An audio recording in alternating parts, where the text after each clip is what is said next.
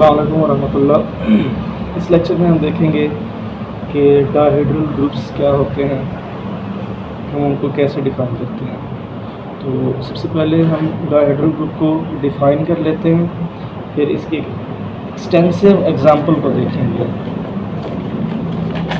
तो सबसे पहले डेफिनेशन क्या होगी डायहेड्रल ग्रुप की, वो हम देख लेते हैं। डायहेड्रल ग्रुप को हम शो करते हैं DN से, और ये ग्रुप क्या होता है, इसमें होती हैं सिमेट्रीज़। इस ग्रुप के जो एलिमेंट्स होते हैं वो क्या होती हैं, सिमेट्रीज़ होती हैं। Symmetries of a regular, symmetries of a regular n sided polygon. हमारे पास कोई भी एन साइडेड पॉलीगॉन है, उसकी सिमेट्रीज़ का जो सेट बनेगा उसे हम ग्रुप कहने वाले हैं। और इसमें जो बाइनरी ऑपरेशन होगा वो क्या होगा, सिमेट्री होगा। ठीक है, वो मैं एक्सप्लेन करता हूँ सिमेट्री क्या है। जो सिमेट्रीज़ होंगी एन साइडेड पॉलीगॉन की, वो एक सेट बनाएगी। उस सेट को हम कहने वाले हैं DN, यानी डायहेड्रल ग्रुप। ठीक है, तो ये DN की डेफिनेशन होगी। इसकी मैथमेटिकल फॉर्म भी एक बार बता देता हूँ। मैथमेटिकल फॉर्म ये होती है कि इसमें हम इसको लिखते हैं कि इसमें होंगे elements AB such that A का यानी कि A की पावर n, B का स्क्वायर और AB का स्क्वायर, ये आइडेंटिटी के इक्वल होता है। जस्ट नोटेशन है, इसको मैं एक्सप्लेन करता हूँ। इक्वल्स टू आइडेंटिटी, ये इसकी डेफिनेशन है। ठीक है, इसको मैं एक्सप्लेन करता हूँ AB इसमें क्या और बाकी चीज़ें क्या है। तो इसकी फर्दर एक्सप्लेनेशन से पहले हम देख लेते हैं एक एग्जांपल और फिर आगे चलते। ओके जी, इसकी एक एग्जांपल देखते हैं हम D3 की। तो D3 में कैसे एलिमेंट्स होंगे, D3 में एलिमेंट्स होंगे AB से जनरेटेड। ठीक है, सच दैट, यानी AB से जनरेटेड एलिमेंट्स होंगे सच दैट A पावर 3, यानी A पावर n था ना, तो इधर n की वैल्यू क्या है, 3 है, तो हम कहेंगे A power 3 equal to B की पावर हमेशा 2 ही होगी और AB की पावर भी 2 ही होगी, इक्वल्स टू आइडेंटिटी। जस्ट हमने क्या किया है, इसी नोटेशन में n की जगह पे 3 पुट कर दिया, यानी A पावर n था तो A पावर 3 हो जाएगा। ठीक है, तो इसको फर्दर एक्सप्लेन करने से पहले हम देख लेते हैं, अच्छा D3 क्या होगा। फिर इसको अगर हम एक्सप्लेन करें तो ये होंगी सिमेट्रीज़ ऑफ अ रेगुलर, एक रेगुलर n साइडेड पॉलीगॉन है, तो यहाँ पे क्या हो जाएगा, 3 sided polygon. Symmetries of a regular 3 sided polygon.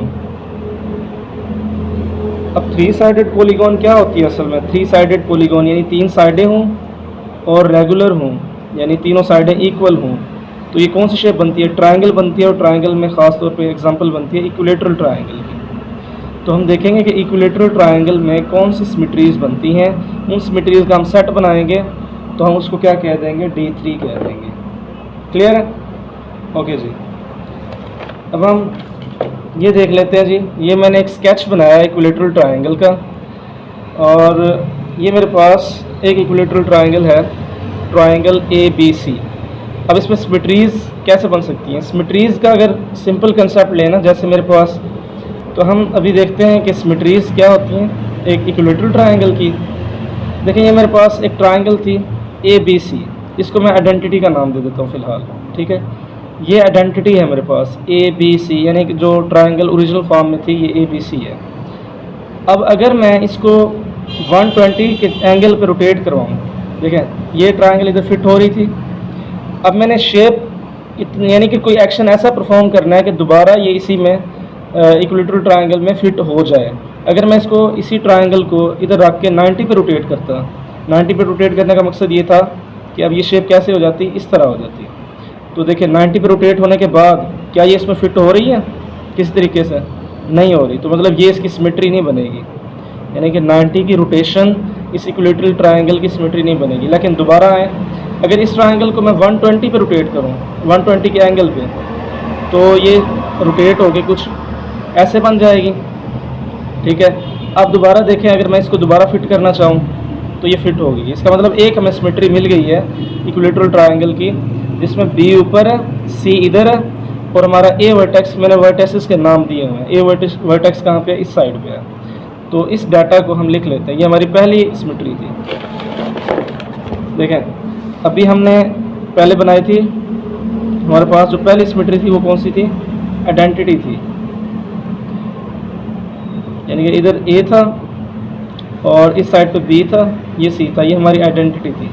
फिर हमने देखा कि जब हमने 120 की रोटेशन दी, इसको 120 की रोटेशन दी तो ये कुछ ऐसे हो गई थी, मतलब इस शेप की बन गई थी जो मैंने ये शेप बनाई हुई है। ये शेप कैसे बन गई थी? बी ऊपर आ गया था, इसमें ए इस साइड पे आ गया था और सी इस साइड पे आ गया था। बी ऊपर, ए इस साइड पे और सी इस साइड पे। यही है ना पहली रोटेशन। इसको हम कह देते हैं रोटेशन ऑफ 120, यानी ये पहला एलिमेंट हो गया रोटेशन ऑफ 120। 120 की रोटेशन दी हमें, पहली रोटेशन मिली, यानी दूसरा एलिमेंट मिल गया। एक सिमेट्री ये थी आइडेंटिटी, फिर हमें दूसरी सिमेट्री मिल गई। अब तीसरी सिमेट्री कैसे मिलेगी? मैं इस पे इसी पे 120 की फर्दर अगर रोटेशन दूँ, तो तब क्या होगा? देखिए, मेरे पास जो पहले शेप बनी हुई थी R120 वो इस तरह की थी, ठीक है। अब अगर इसमें मैं फर्दर 120 की रोटेशन दूँ, अब इसी शेप को 120 फिर फर्दर अगर मैं इसे रोटेट करूँ तो अब ये B इधर आ जाएगा, C ऊपर चला जाएगा, तो ये शेप बन जाएगी। अब दोबारा देखें, उसमें फिट हो सकती है, तो इसका मतलब ये भी उस इक्विलेटरल ट्रायंगल की क्या है? सिमेट्री है। तो अब इसमें क्या है? C ऊपर आ गया, B इस साइड पे और A इस साइड पे। तो इस सिमेट्री को भी हम लिख लेते हैं दोबारा से। जब 120 पे हमने रोटेट किया तो अगेन B कहाँ पे आ गया? B हमारा इस साइड पे आ गया, A इस साइड पे आ गया और C इस साइड पे आ गया। अब ये रोटेशन है R, यानी ओरिजिनल 120 ये था, 120 फिर फर्दर इसको रोटेट किया तो ये R240 की रोटेशन है, R240 की रोटेशन है। अगर मैं फिर एक और अगर इस पर 120 अप्लाई करूँ तब क्या होगा? यानी इस पे दोबारा अगर मैं 120 रोटेट कराऊँ इसको, शेप को, तब क्या होगा? देखें, ये शेप बनी हुई थी हमारे पास R240 की, इसको दोबारा आप 120 रोटेट कराएंगे तो C इधर आ जाएगा, A ऊपर आ जाएगा। क्या ये अगेन फिट हो रही है? सिमेट्री है। तो क्या ये अगेन हमारे पास आइडेंटिटी परमुटेशन नहीं बन रही? आइडेंटिटी सिमेट्री नहीं बन रही? जी वही बन रही है। तो इसका मतलब ये कोई हमें न्यू सिमेट्री नहीं देगा। तो इसमें अगर मैं 120 अगेन अप्लाई करता था तो C इधर आ जाता था, B इधर और A इधर, ये दोबारा हमें आइडेंटिटी मिल जाती थी। इसको आइडेंटिटी का नाम दे दें, इसको मैं A का नाम दे देता हूँ, यानी रोटेशन ऑफ 120 को A का नाम। फिर इसको मैं A स्क्वायर का नाम दे देता हूँ कि मैंने इसे 2 बार रोटेट किया 120 पे। इसी को 2 बार रोटेट करेंगे तो A इधर आएगा पहले, फिर A इधर चला जाएगा, B ऊपर आ जाएगा, ठीक है। तो ये 240 की रोटेशन थी और अप टू सो ऑन। और अगर मैं 3 बार रोटेट करता हूँ तो मुझे दोबारा आइडेंटिटी मिल रही थी। इसका मतलब रोटेशन से मुझे 3 ही सिमेट्रीज मिल सकती हैं, एक आइडेंटिटी, एक A और एक A स्क्वायर। ये दोबारा आइडेंटिटी बनती है, तो इसको मैं दोबारा कंसीडर नहीं करूँगा। अब नेक्स्ट हम क्या कर सकते हैं? अब हम ये रोटेशंस हो गई, अब हम रिफ्लेक्शंस दे सकते हैं।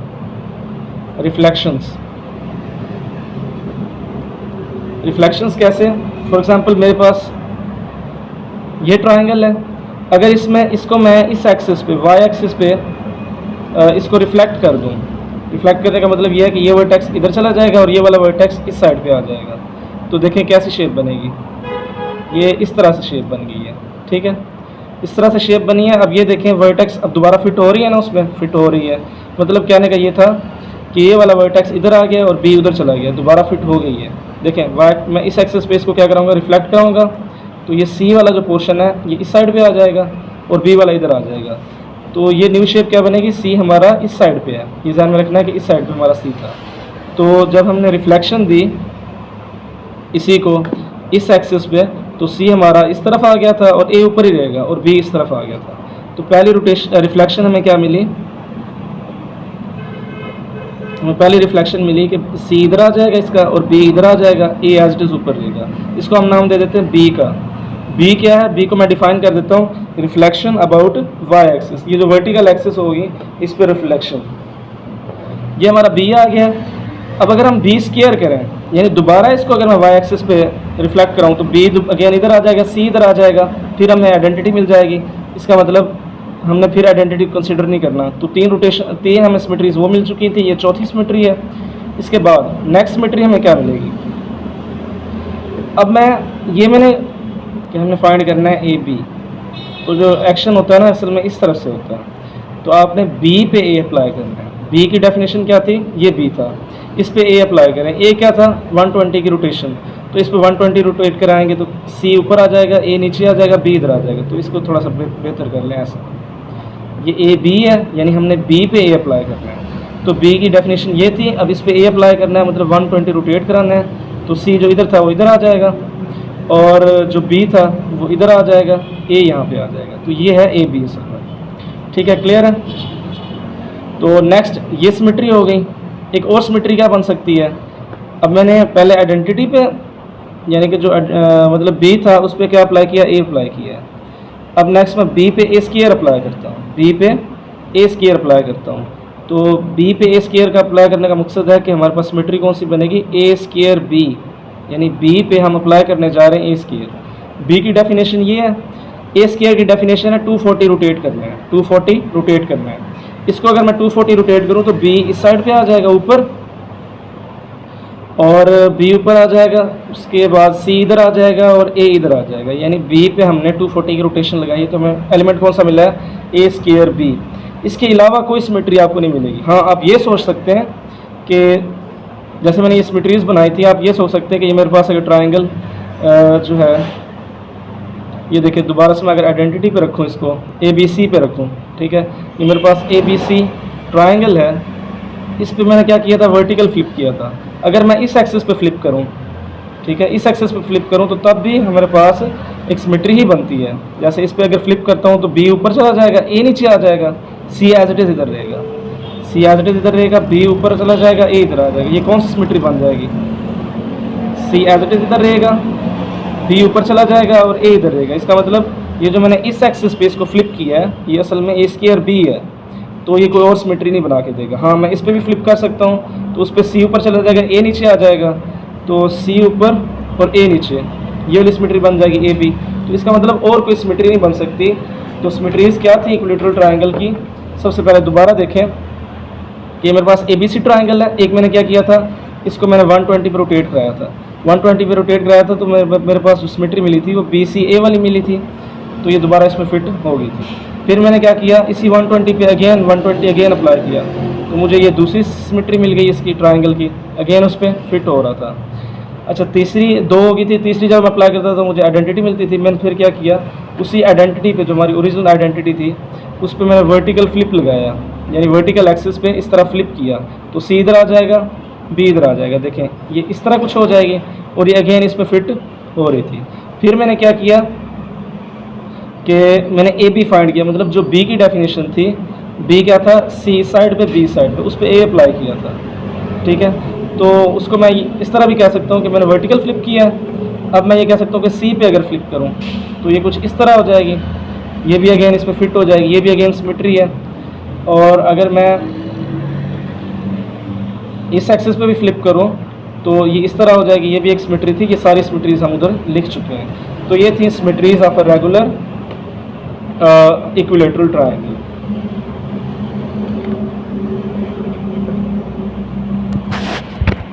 ओके जी, अभी हमने क्या किया है, एक इक्विलेटरल ट्रायंगल की 6 सिमेट्रीज बना ली थी। एक आइडेंटिटी थी, एक 120 की रोटेशन से, एक फिर फर्दर 120 देंगे तो उससे ए स्क्वायर मिलेगा।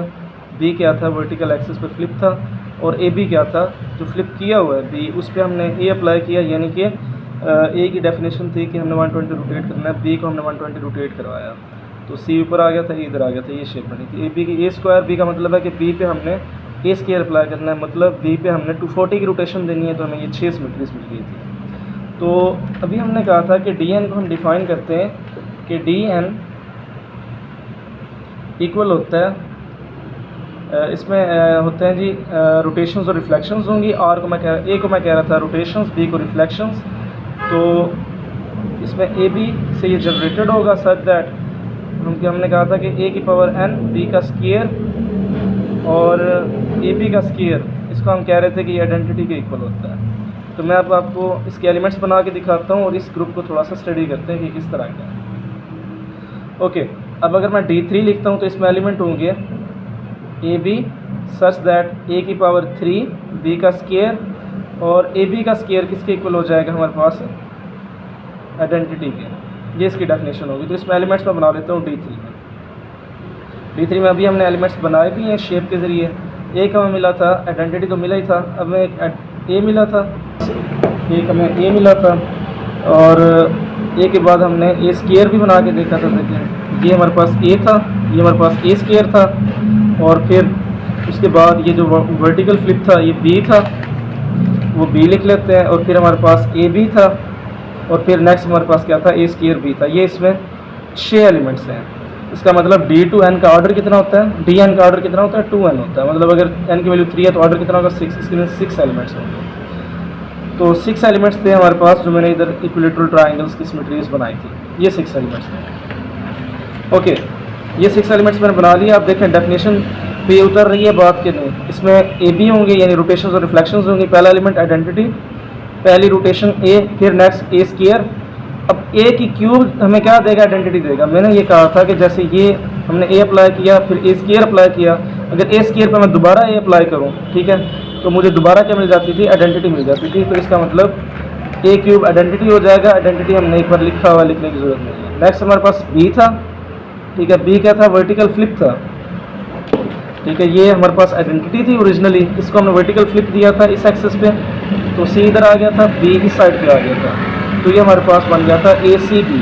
अगर इस फ्लिप को मैं दोबारा यही वर्टिकल फ्लिप दूँ तो बी दोबारा इधर आ जाएगा, सी उधर चला जाएगा, तो ये क्या बन जाएगी, अगेन आइडेंटिटी बन जाएगी। इसका मतलब बी स्केयर यानी बी पे बी अप्लाई करूँ तो दोबारा आइडेंटिटी बनती थी, इस वजह से मैंने नहीं लिखा। फिर नेक्स्ट इसका मतलब बी स्केयर आइडेंटिटी भी समझ आ गई, ए क्यूब आइडेंटिटी भी समझ आ गई। अब ए बी पे अगर स्केयर करें तो वो भी आइडेंटिटी देता है। वो कैसे, देखिए ए बी हमने कैसे बनाया था, ए बी हमने अभी बनाया कि बी पे हमने ए अप्लाई किया था, बी हमारे पास वर्टिकल फ्लिप वाली सिमेट्री थी, इस पे ए अप्लाई किया यानी रोटेट किया था 120 से, ए बी मिला था। अब ए बी पे मैं अगर ए बी अप्लाई करूँ तब क्या होगा, ए बी पे मैंने ए बी अप्लाई करना है। कैसे अप्लाई करेंगे, ए बी वाली शेप नहीं, साइड वाली ये शेप मैंने ली हुई। ओके, इस पे पहले ये बी अप्लाई होगा, फिर ए अप्लाई होगा। बी अप्लाई होने का मकसद क्या था, इस शेप पे बी अप्लाई होने का मकसद था जब मैं ए बी पे यानी बी अप्लाई कर रहा हूँ जस्ट, तो मेरे पास आंसर क्या आएगा, देखें ये मेरे पास ए बी है, बी की डेफिनेशन थी वर्टिकल फ्लिप, तो मैं इसको वर्टिकल फ्लिप दूंगा, तो फ्लिप से ये ए इधर आ जाएगा और बी इस साइड पे आ जाएगा, सी इधर रहेगा, तो ये बन जाएगा मेरे पास बी ए बी, ठीक है। अब जो बी ए बी कर लिया है उस पर आपने क्या अप्लाई करना है, ए अप्लाई करना है। ए क्या था, रोटेशन थी 120 की, तो रोटेशन दूंगा तो 120 की ए इधर आ जाएगा, और नेक्स्ट सी जो है सी इधर आ जाएगा, बी इधर आ जाएगा, तो ये दोबारा क्या बन जाएगी, हमारी आइडेंटिटी बन जाएगी। इसका मतलब कि A B dot A B अगर मैं करूँ यानी ए बी का होल स्केयर करूँ तो मेरे पास आंसर क्या आता है, आइडेंटिटी आता है। तो ये बात भी समझ आ गई कि ए बी एक दफ़ा आएगा, जब मैं स्केयर करूँगा तो आइडेंटिटी आ जाएगी। और नेक्स्ट हमारे पास जो लास्ट एलिमेंट बचा था वो था ए स्केयर बी यानी वर्टिकल फ्लिप पे हमने 240 की रोटेशन दी थी। तो ये 6 एलिमेंट्स थे। अच्छा, एक बात ध्यान में रखनी है कि कभी भी D3 में या DN में ए बी बी ए के इक्वल नहीं होता, यानी कि ये अबेलियन ग्रुप्स नहीं होते। कैसे, ए बी का क्या मतलब है, मैं इधर कैलकुलेट कर लेता हूँ दोबारा। एक मैंने ए बी कैलकुलेट करना है और एक मैंने बी ए कैलकुलेट करना है। ए बी का मतलब है कि बी पे मैंने ए अप्लाई करना है। बी मेरे पास ये था, इस पे रोटेशन दूंगा 120 की, तो शेप कैसी बनेगी, शेप बनेगी, इसको 120 रोटेट कराऊंगा तो सी इधर आ जाएगा, ए इधर आ जाएगा, बी इधर आ जाएगा, ये शेप बनेगी।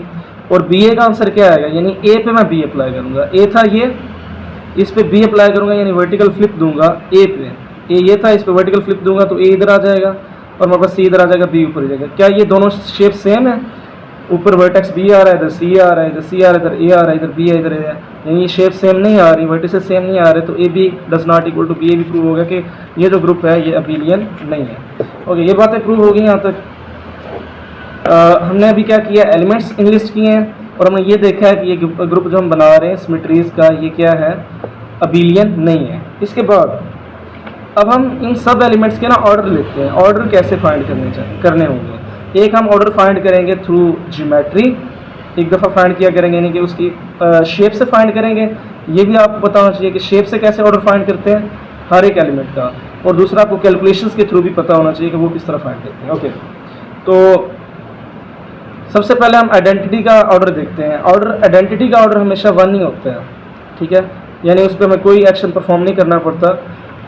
ऑर्डर का मतलब ये होता है किसी भी एलिमेंट का, ये एलिमेंट्स हैं इस ग्रुप के, ऑर्डर का मतलब होता है कि कितनी बार मैं उसको खुद पे ऑपरेट कराऊँ तो मुझे क्या मिले, आइडेंटिटी मिले। तो आइडेंटिटी का ऑर्डर 1 होता है। अब ए का ऑर्डर फाइंड करना है, यानी ए का ऑर्डर का मतलब क्या है कि मैं ए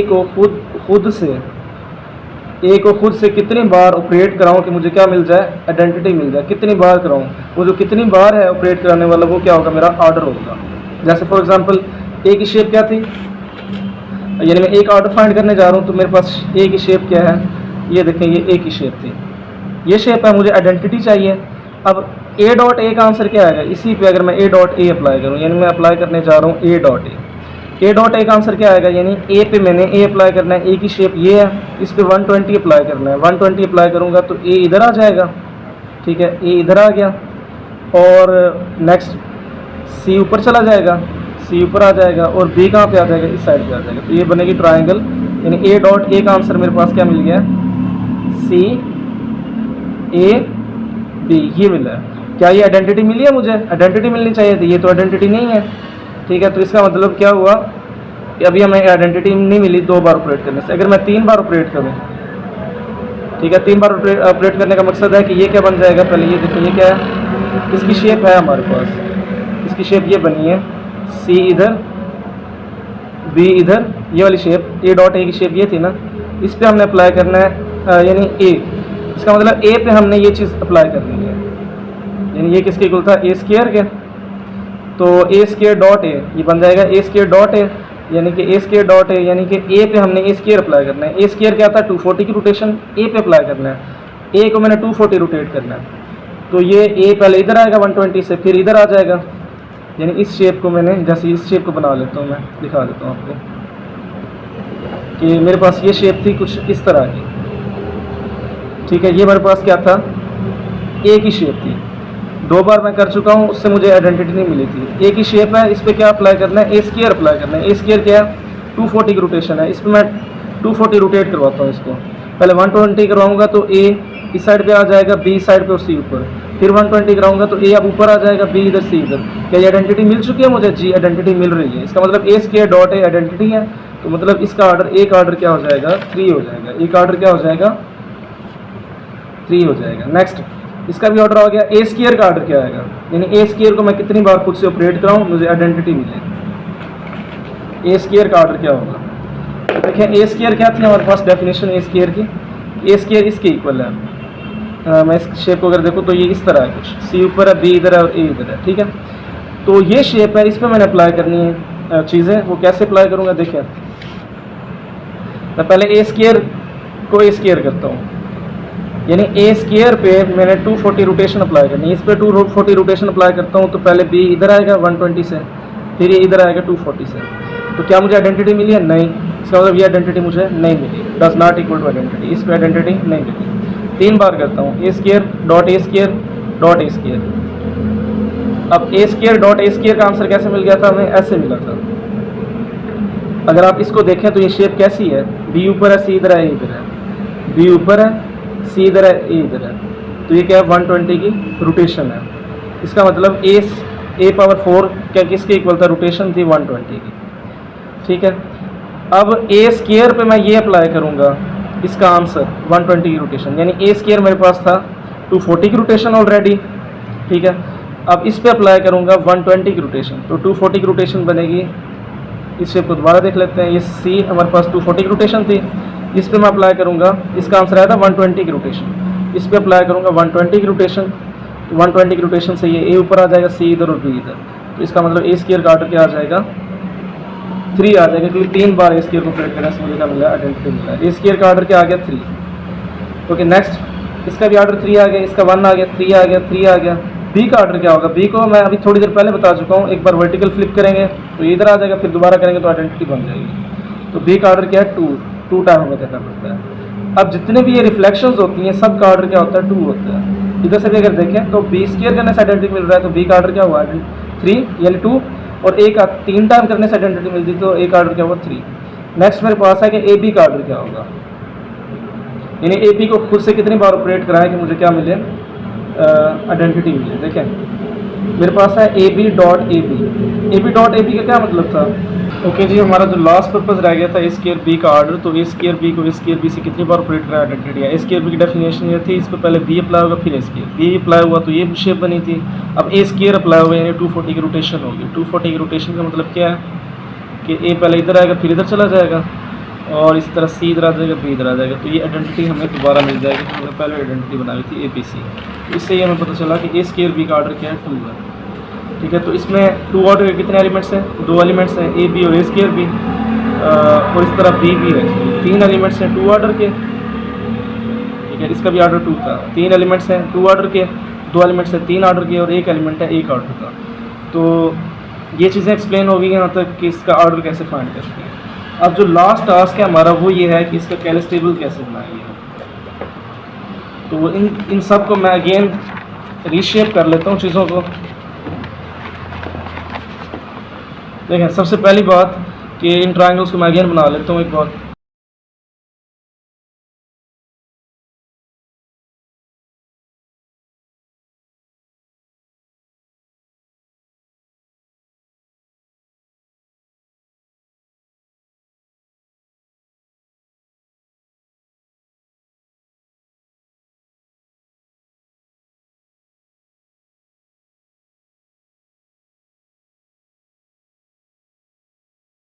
ओके जी, मैं 6 सिमेट्रीज बना ली थी इक्विलेटरल ट्रायंगल की। अब हम बनाने जा रहे हैं इसका कैलस टेबल। तो कैलस टेबल देखते हैं कैसे बनता है।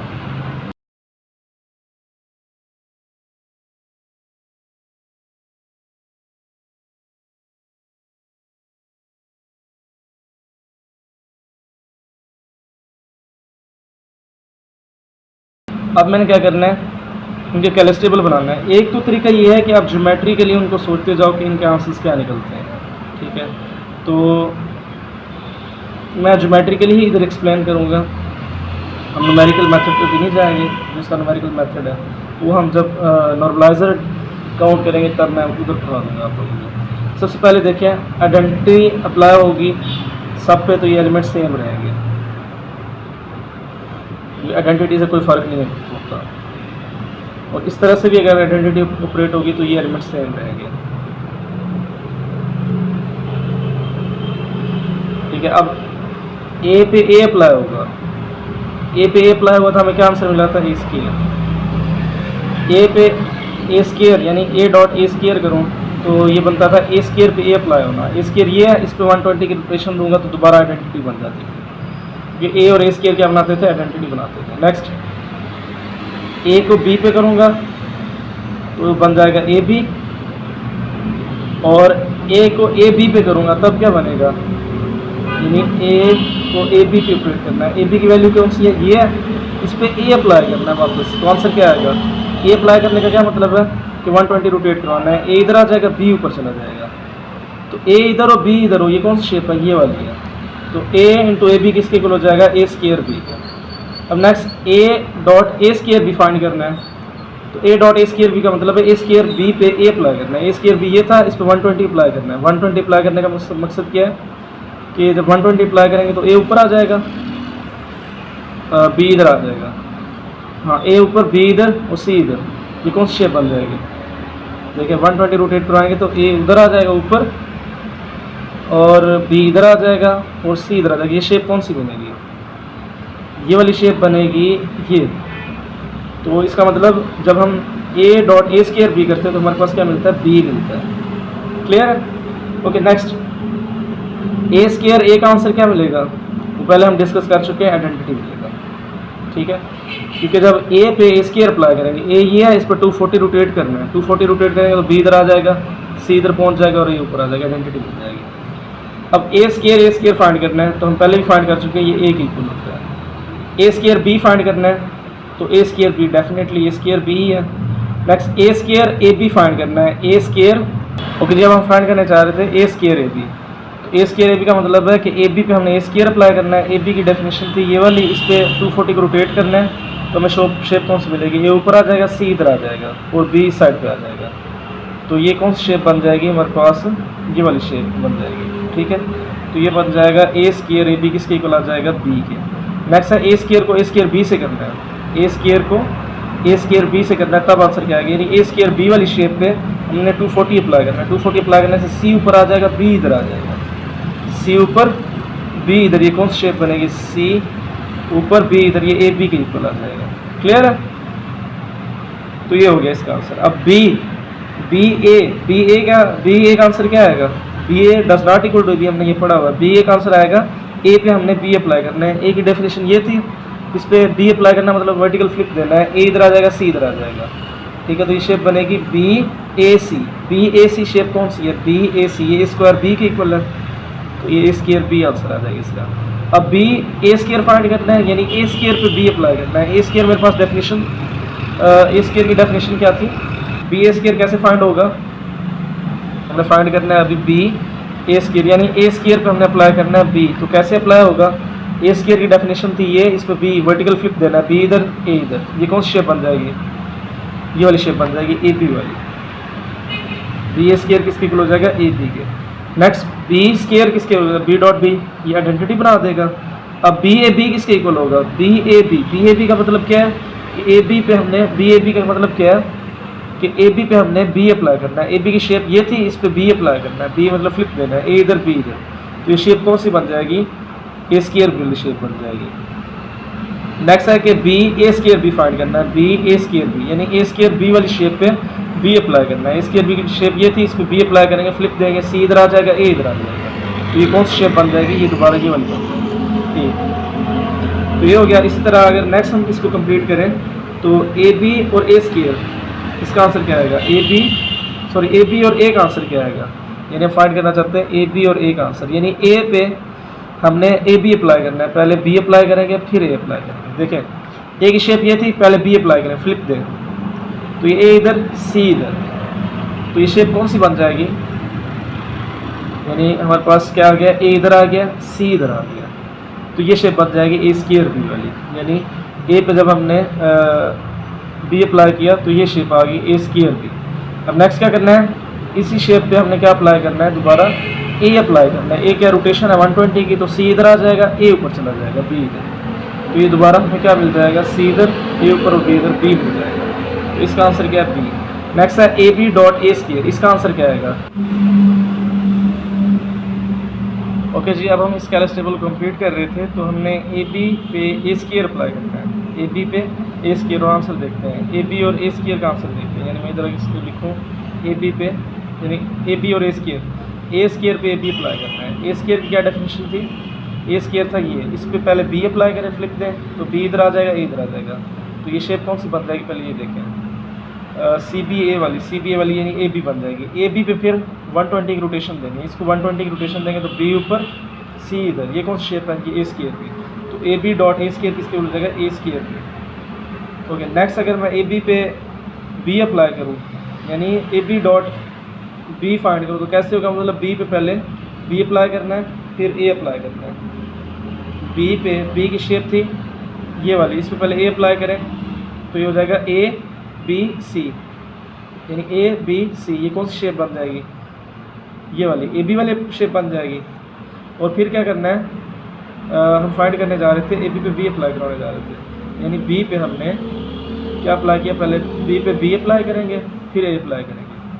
बी की शेप थी ये वाली, इस पर पहले बी अप्लाई करेंगे, फ्लिप देंगे तो आइडेंटिटी आएगी, आइडेंटिटी पे फिर ए अप्लाई करेंगे तो आंसर क्या आ जाएगा, ए आ जाएगा। नेक्स्ट, अब ए बी और ए बी का आंसर क्या आएगा, आइडेंटिटी, और ए बी और ए स्क्वायर बी का आंसर क्या आएगा। देखिए मिसिंग कौन सा है, आप ये देख लें, मिसिंग है यहाँ पे ए बी भी हो गया, स्क्वायर बी हो गया, बी भी हो गया, ए स्क्वायर मिसिंग है तो ए स्क्वायर आ जाएगा। अब देखें इस कॉलम में मिसिंग कौन सा, वो लिख लें, इस कॉलम में मिसिंग कौन सा है, हमारे पास मिसिंग है ए बी हो गया, ए स्क्वायर बी हो गया, और बी भी हो गया, ए बी मिसिंग है तो ए बी आ जाएगा। इस कॉलम में कौन सा मिसिंग है, ए भी गिवन है, स्क्वायर भी गिवन है, बी नहीं है तो बी आ जाएगा। इस कॉलम में कौन सा मिसिंग है, इस कॉलम में ए भी है, ए स्क्वायर नहीं है तो ए स्क्वायर आ जाएगा। इस कॉलम में कौन सा मिसिंग है, ए नहीं है तो ए आ जाएगा। इस कॉलम में कौन सा मिसिंग है, आइडेंटिटी मिसिंग है तो आइडेंटिटी आ जाएगा। तो इस तरह से कैलस टेबल किसका कंप्लीट हो जाएगा।